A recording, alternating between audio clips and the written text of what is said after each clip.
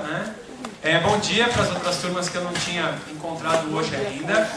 Então, a gente vai continuar o trabalho sobre fenômenos luminosos, né, com uma aula palestra para tentar complementar e adicionar mais reflexão para vocês sobre isso.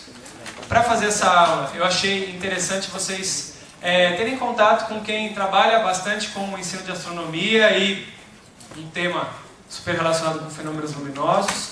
Então, nós convidamos o professor Dr. Valmir Cardoso. Ele é professor de Física do Departamento de Física da PUC São Paulo. Ele também é membro da Sociedade Brasileira para o Ensino de Astronomia, além de trabalhar com alguns programas de televisão sobre ensino, tanto na TV Cultura quanto na TV Escola. Tá? A ideia é que você se concentre aí nesse registro. Espero que todos estejam com o material de ciências. Se não, com outro material que você possa depois passar para o caderno de ciências, tá?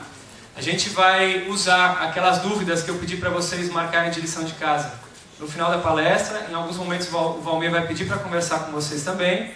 E vamos começar então. Valmir, obrigado. Obrigado, João.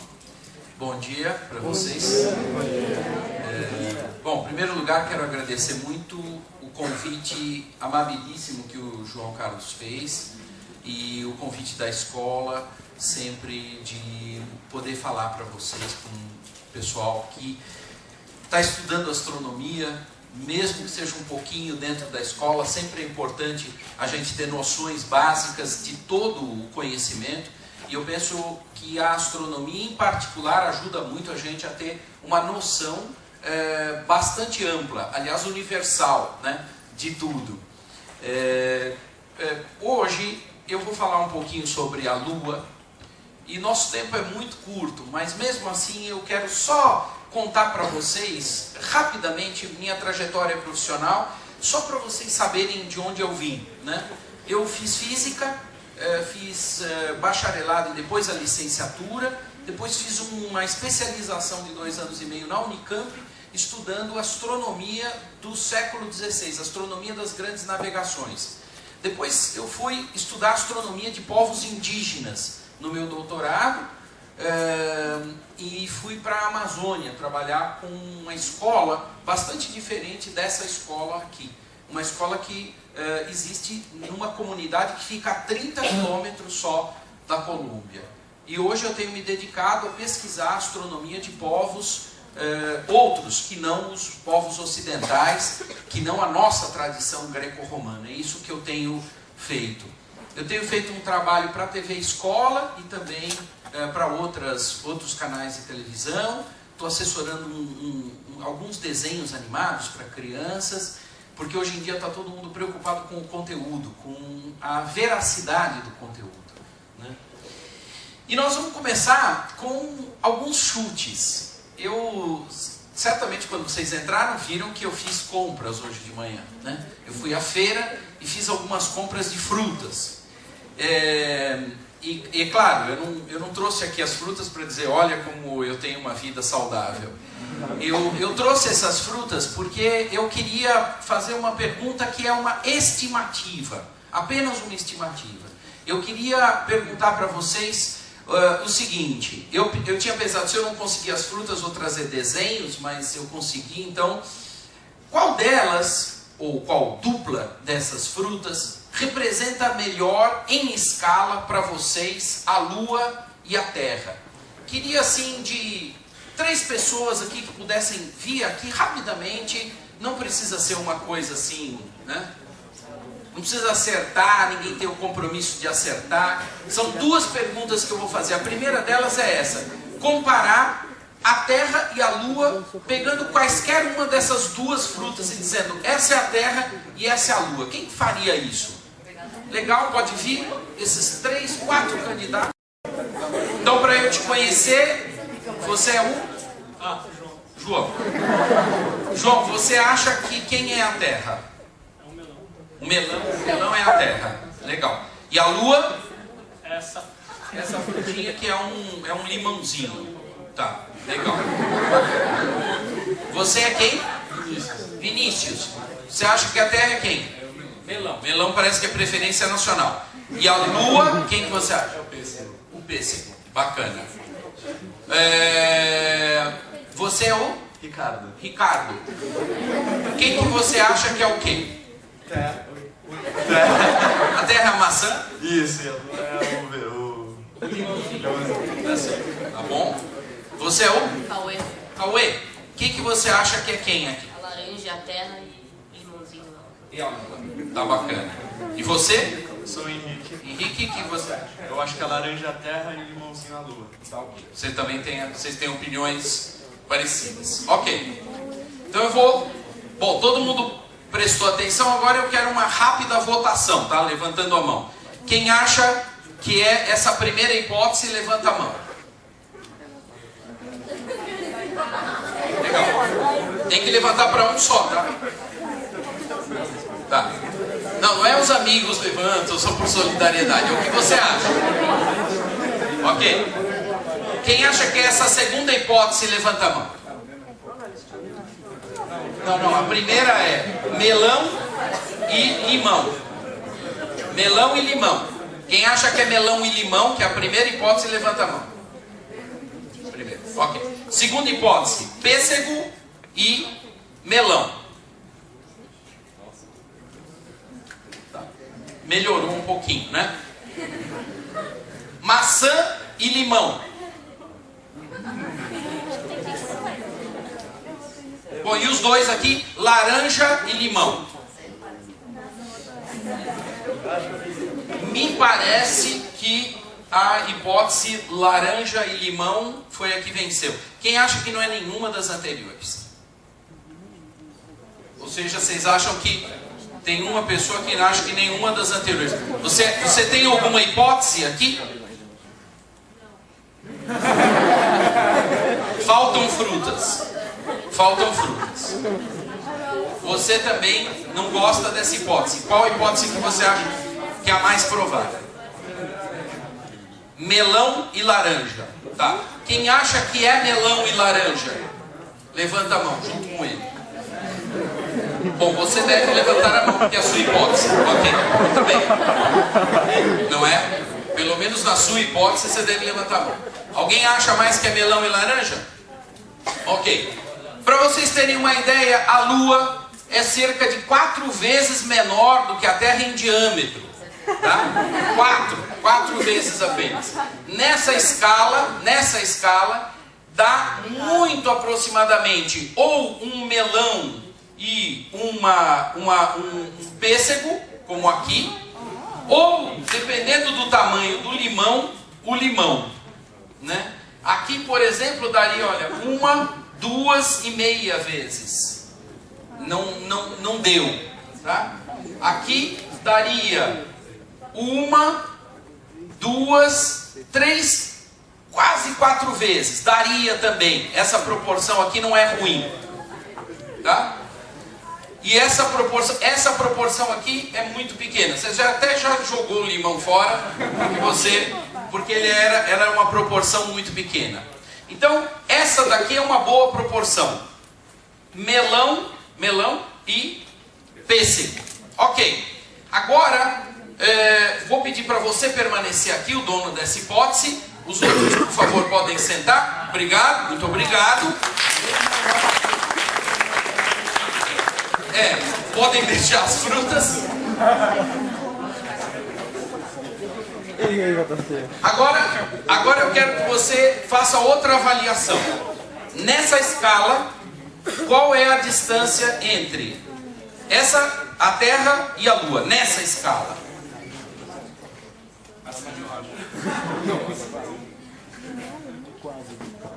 Ok. Quem concorda com ele, levanta a mão. Nem por solidariedade.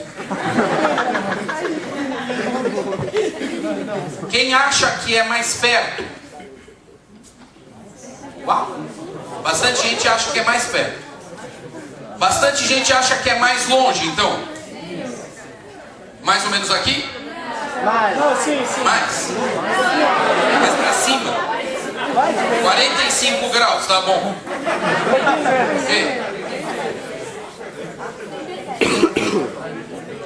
Mais para baixo. Aqui, quem acha que é aqui, levanta a mão, porque parece que a turma está achando que é aqui.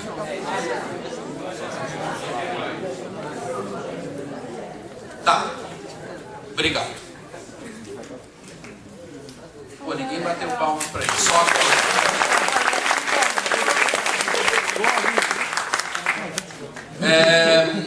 a primeira avaliação estava muito boa, a segunda avaliação não está boa. E a avaliação de vocês também não está boa, e eu esperava que não estivesse. Esperava por quê? Porque livros didáticos, filminhos, imagens na internet sempre trazem essa distância mal avaliada, né? A distância seria aproximadamente 30 vezes esse diâmetro aqui. Considerando isso daqui aproximadamente esférico, não é totalmente esférico, mas seriam 30 diâmetros. Eu fiz algumas medidas, daria aproximadamente, eu fiz uma medida com o tamanho do meu sapato, dá uns 15 pés, mais ou menos. Em outras palavras, essa distância real, nessa escala, seria a seguinte. Ele estaria aqui, e 1, 2, 3, não saiu do lugar, 4, 5, 6, 7, 8, 9, 10, 11, 12, 13, 14, 15, 16, 17, 15. Bom, eu tinha feito uma marca aqui até.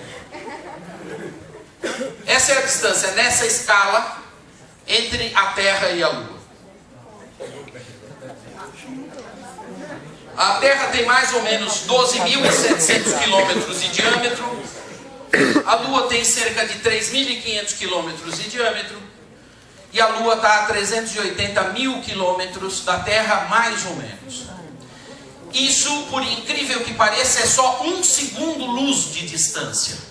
Em outras palavras, a luz demora pouco mais de 1 segundo, 1,2 segundos, cerca de 1 segundo, na velocidade de 300 mil quilômetros por segundo, que é a velocidade da luz. Ela demora um pouquinho mais do que 1 segundo para chegar na Terra. Em outras palavras, quando eu vejo uma imagem, quando eu vejo a Lua no céu, eu estou vendo uma imagem com delay. Eu estou vendo uma imagem com atraso de 1 segundo, como nas estrelas. Só que no caso das estrelas, isso é muito mais, porque as distâncias das estrelas são bem maiores.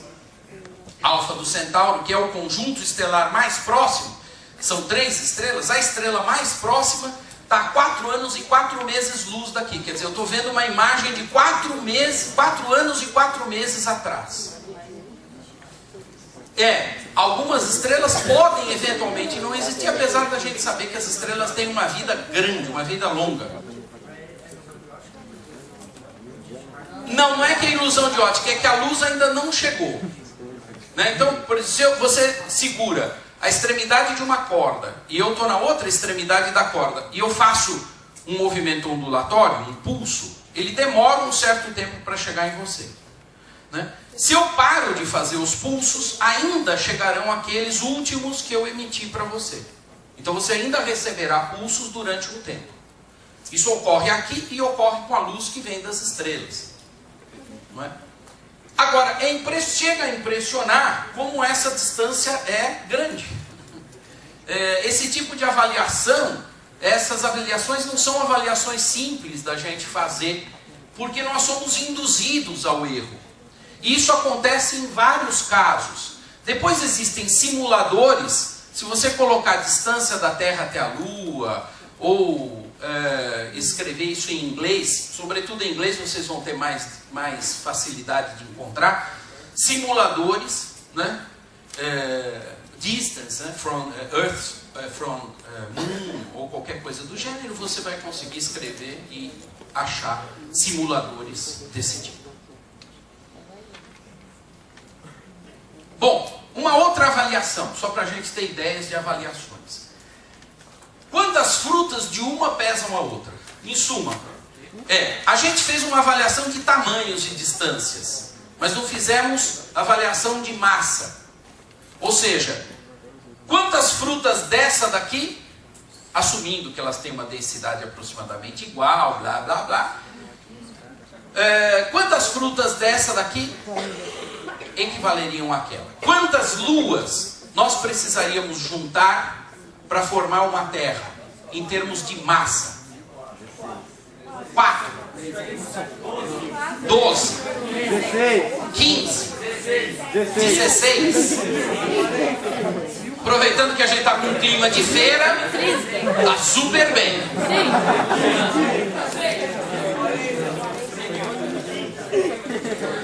Bom, são aproximadamente 7 dúzias de luas. Isso daí é o que daria mais ou menos a massa de um planeta Terra. Tá? Impressiona, né? Impressiona quando a gente pensa que esses astros, que têm muito aproximadamente a mesma densidade, ou seja, a relação massa-volume deles é muito parecida, no entanto, um tem muito mais massa do que o outro. Hora do chute 2. Isso daqui é conhecido, por exemplo, no Rio de Janeiro como mosaico de pedras portuguesas. A gente em São Paulo chama simplesmente de mosaico de pedras, e a gente conhece isso daqui de vários lugares. Vocês certamente viram isso em algum lugar na vida de vocês, andando pelas calçadas, dentro de condomínios, etc. Essas pedras, esses minerais e rochas são muito conhecidos e são bastante usados para essa finalidade. Agora eu vou perguntar uma outra coisa. Quais dessas rochas representam melhor as rochas lunares? As escuras ou as claras? Quem acha que são as escuras, levanta a mão. Quem acha que são as claras, levanta a mão. Está bem dividido o grupo, né? Quem acha que nenhuma das duas representa nada com relação à Lua, levanta a mão. Você. Com convicção, gente. Não tem problema, é chute. As duas também. As duas podem ser? As duas. Veja, quando eu estou dizendo isso, eu estou dizendo, sim, existem as duas. Na verdade, modificações a partir das duas. Mas aqui melhor representa as rochas lunares, por incrível que pareça, são as rochas, são esses minerais escuros, e não os minerais claros. E aí você vai pensar, caramba, mas a Lua é clara para chuchu. Tá bom? Para pêssego. A Lua é muito clara. A Lua reflete muita luz. É verdade, a superfície lunar reflete bastante luz, mas a sua superfície, as suas rochas, são feitas basicamente de uma rocha que é prima dessa daqui escura, o basalto. Os basaltos são rochas escuras. Ele é um basalto metamorficado, quer dizer, ele sofreu pressões, variações de temperatura muito grandes, então ele sofreu metamorfoses.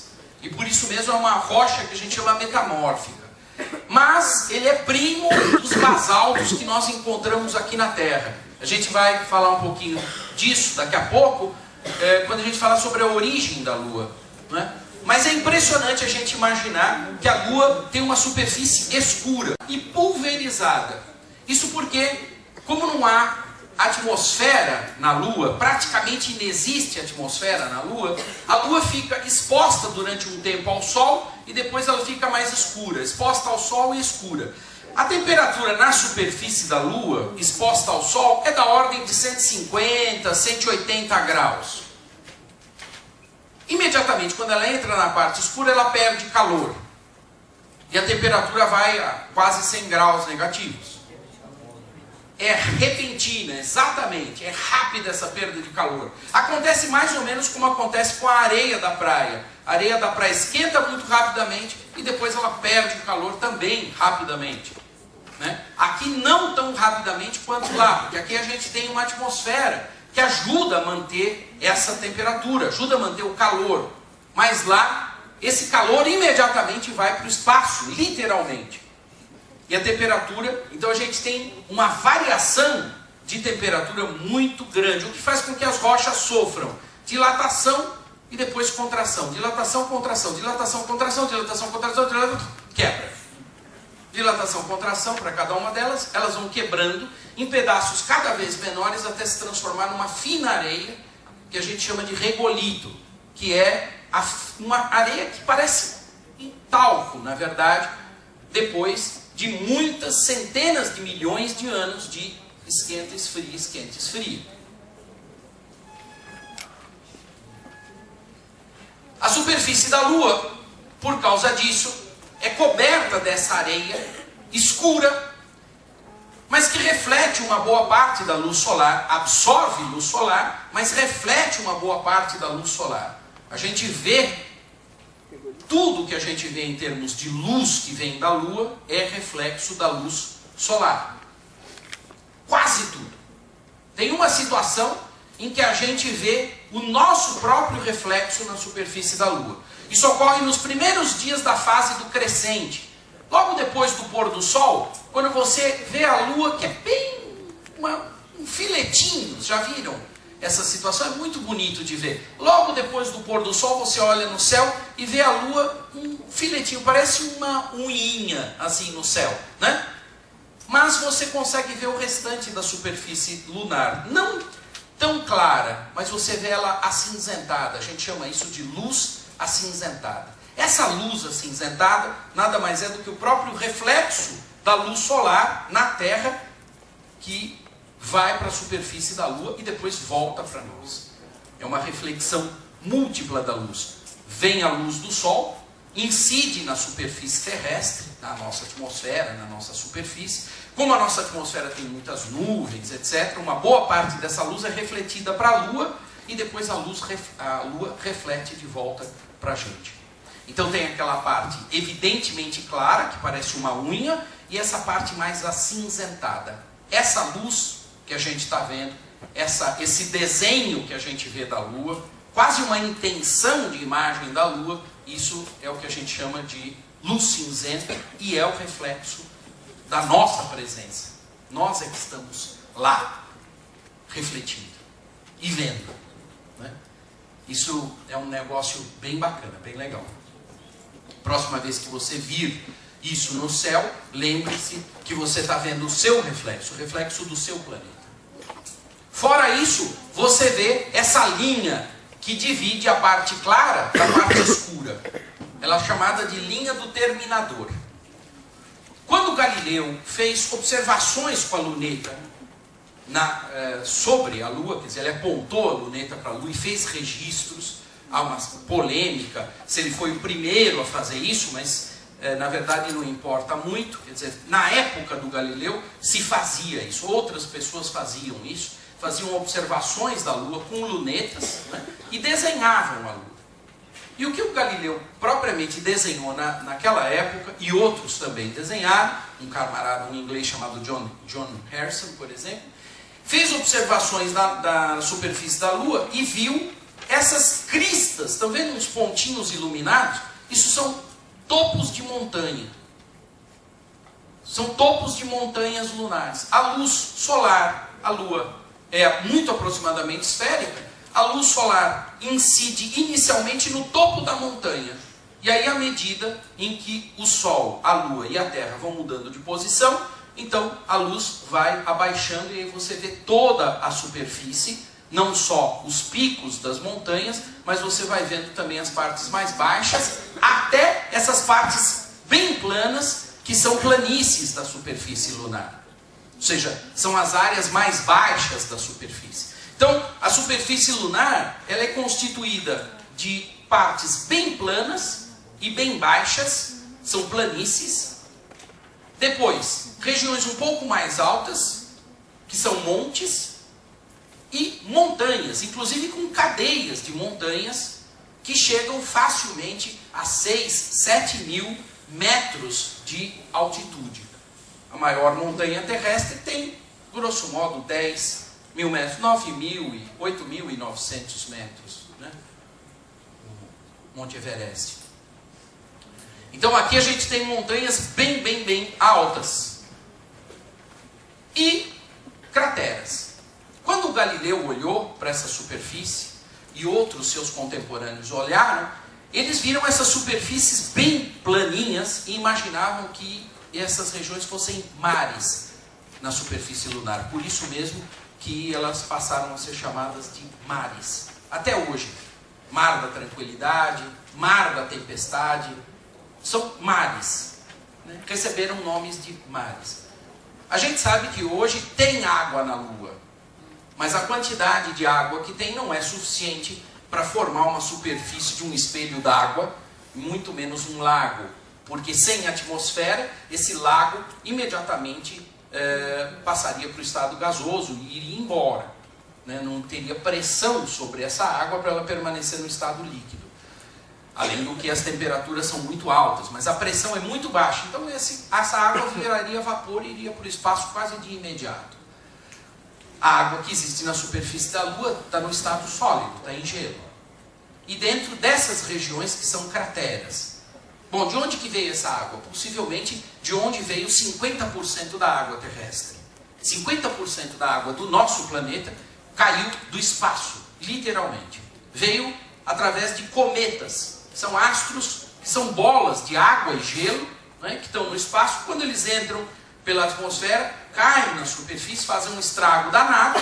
É possível que aquela destruição a famosa destruição dos dinossauros há 65 milhões de anos atrás, uma das hipóteses é que tenha caído um cometa. Outra hipótese é que tenha caído um asteroide, ou um meteorito bem grande. Mas uma das hipóteses é um cometa.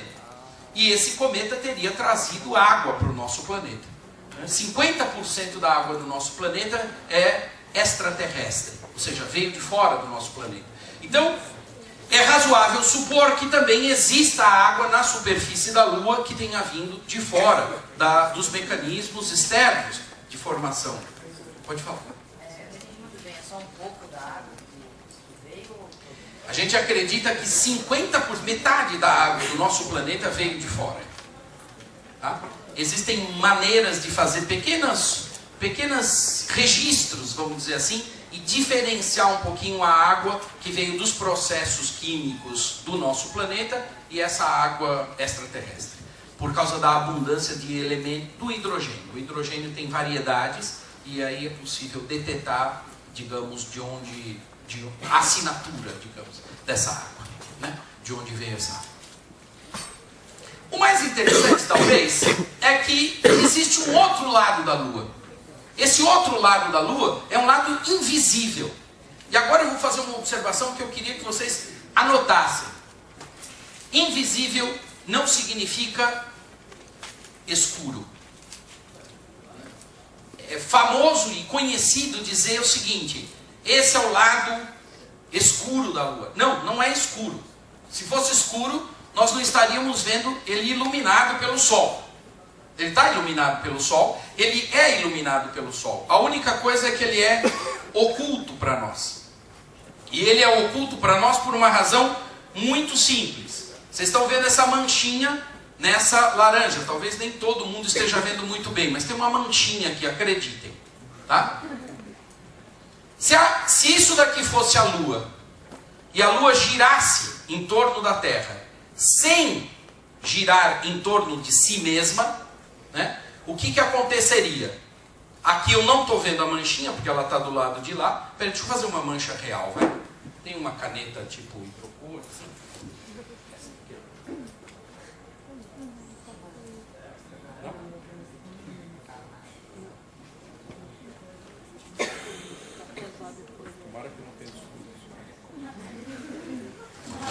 Agora dá para ver a mancha? Deu. Agora. Digamos que a Lua não tivesse rotação, ou seja, ela não girasse em torno do seu próprio eixo. O que aconteceria se eu sou a Terra e essa daqui é a Lua, né? Agora estamos desprezando as distâncias, tal, senão a gente ia ter que fazer né, dado o tamanho da minha cabeça. Digamos que essa daqui seja a Lua, e essa parte escura, essa mancha, está apontada para vocês agora. E a Lua não está girando em torno dela. Tá? Vamos fazer ela produzir um quarto de volta. Eu olharia, ainda não estou vendo a mancha. Mais um quarto de volta, aí eu olharia por aqui, porque a Terra gira também, né? Eu olharia, veria a mancha. Mais um quarto de volta, vocês continuam vendo a mancha. Vocês nunca deixaram de ver a mancha, mas eu deixei de ver a mancha. Mais um quarto de volta, ela volta para a mesma posição. E eu só vi a mancha durante um período. Ou seja, eu vi esse outro lado da Lua. Qual é uma maneira de eu não ver esse outro lado? Nunca. Quer dizer, se ela não girar, eu olho aqui e vejo a mancha. Para eu nunca ver esse outro lado da Lua, ela tem que girar e ao mesmo tempo girar em torno de si. Como que ela faz isso? Bom, vamos primeiro entender o fenômeno. Tá? Significaria o seguinte: para eu ver isso daqui, para eu continuar vendo isso daqui, eu giro um quarto, movimento de translação, e giro também um quarto, movimento de rotação. Novamente, um quarto do movimento e giro um quarto. Ou seja, se eu girar concomitantemente em torno de mim mesmo, se a Lua girar em torno dela mesma e em torno de mim, eu vou sempre ver a mesma face da Lua. E sempre haverá uma face oculta para mim. Oculta. Isso não significa que ela não recebe luz do Sol. O Sol está em outra posição. Então ela receberá a luz. Ela é oculta, mas ela não é escura. Então não é Dark Side of the Moon. Pode falar.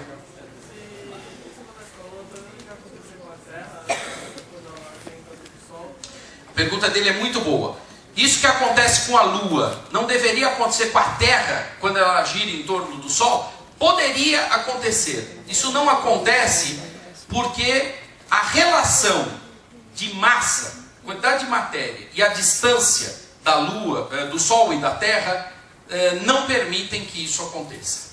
É só uma questão de relação de massa. Por exemplo, pega os satélites de Júpiter. Júpiter tem uma família de 60 satélites, 60 luas.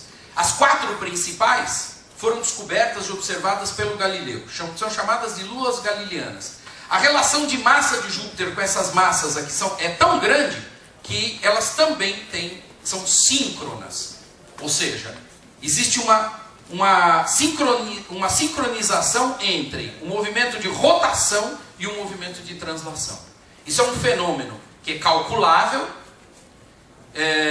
Você precisa usar continhas de uma matemática que está depois do colegial, ou seja, só na universidade.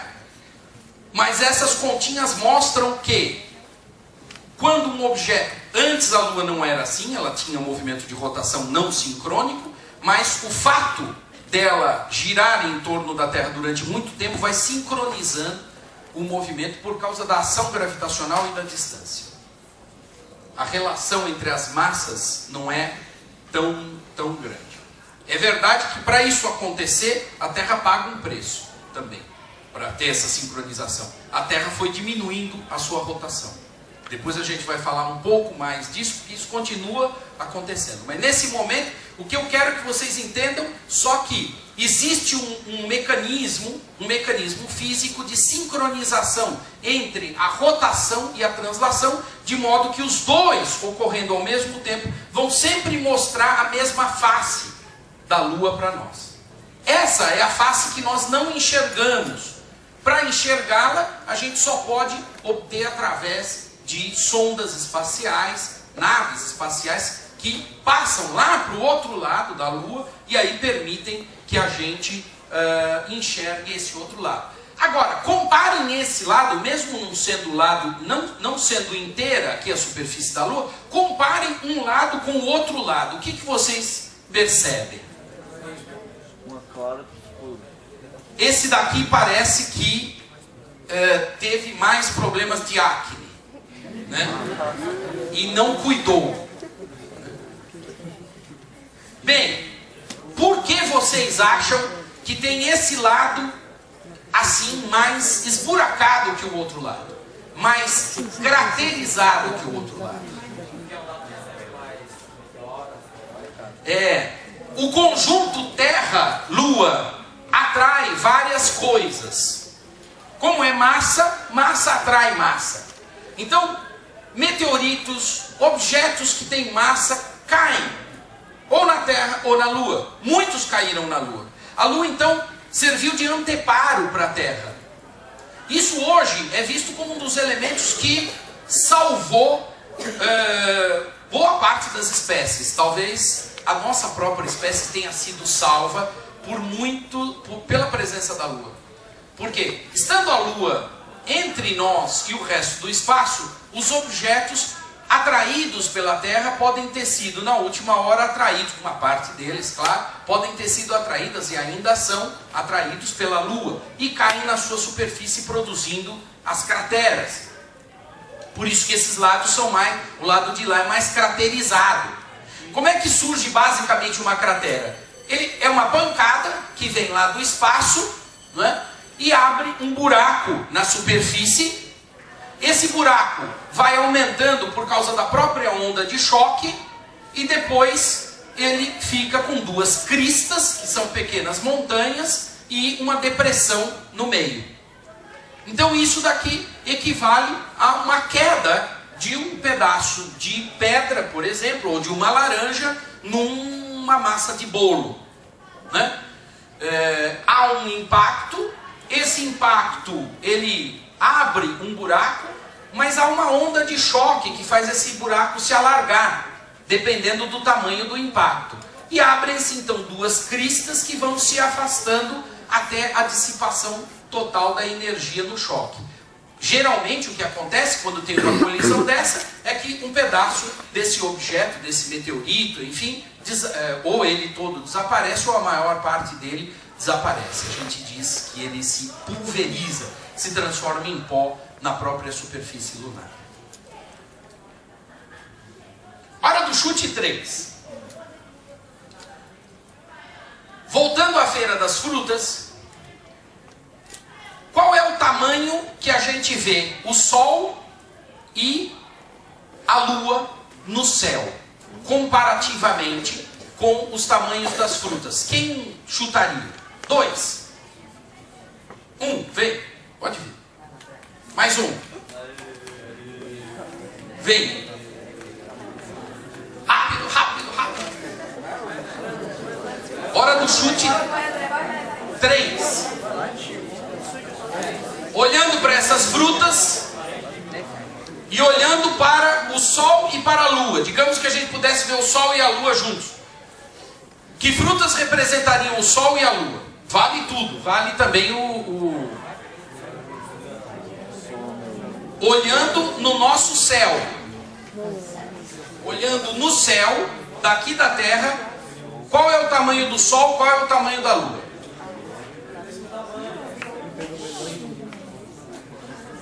Vamos lá. Você é o André. Qual é o tamanho do Sol? Sol? É o limãozinho. Você? Você também acha. Os dois acham. Quem que está com eles?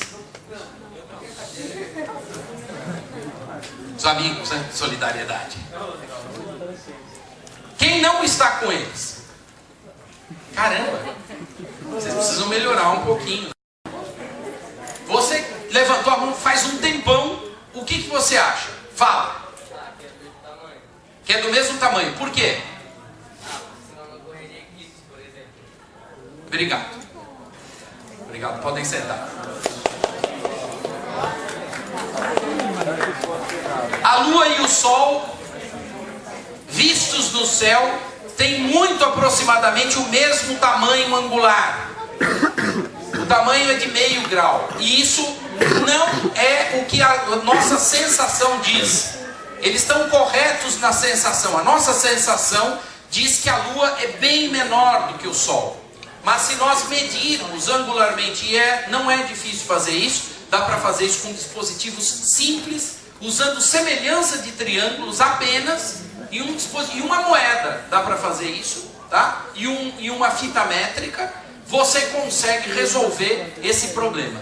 Medindo a lua cheia e medindo o Sol, com cuidado, obviamente, porque o Sol, a luz solar é muito intensa e olhar diretamente para o Sol pode prejudicar enormemente a visão. Por isso, só numa situação assistida por um professor, os dois têm o mesmo tamanho.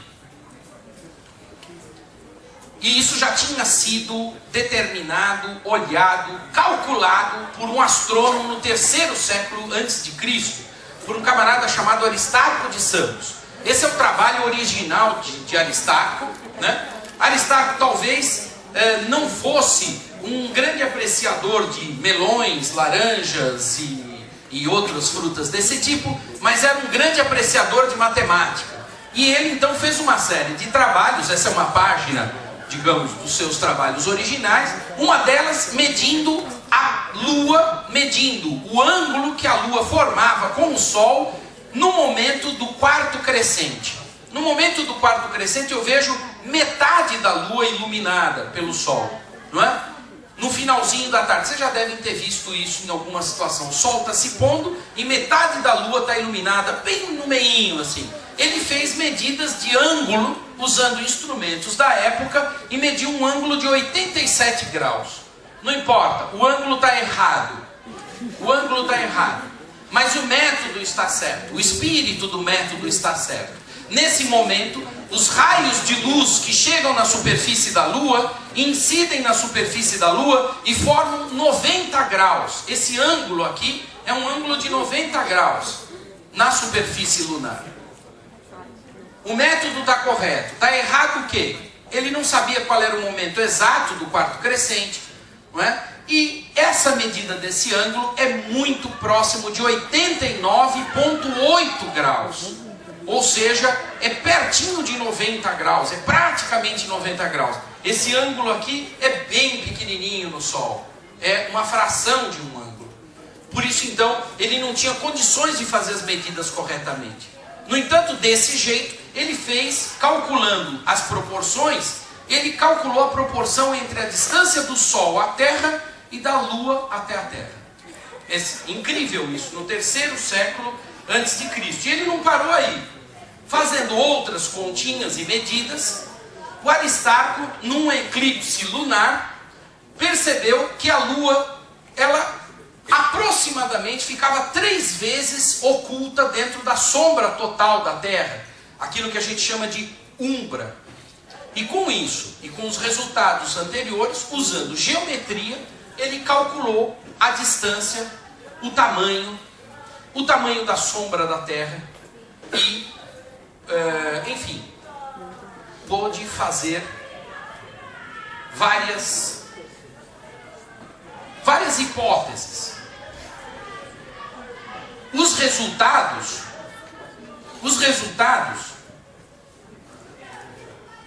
estão errados.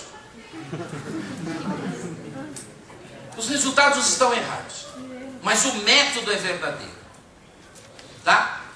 Ele concluiu que o diâmetro da Lua devia ser 7/20, 0,35 do diâmetro da Terra. E a partir dessa medida, o Aristarcos concluiu que o diâmetro do Sol era 7 vezes o diâmetro da Terra e a distância à Terra 764 diâmetros terrestres. Os valores corretos são 110 vezes e 12.000 vezes aproximadamente. Ou seja, depois eu deixo esses resultados aqui para vocês. Não se preocupem em anotar isso nesse momento, né? O mais interessante é perceber a percepção, aqui no caso, de como que usando geometria simples, na antiguidade, já era possível entender, usando eclipses, e fases da Lua, calcular distâncias, calcular diâmetros, relação de diâmetros.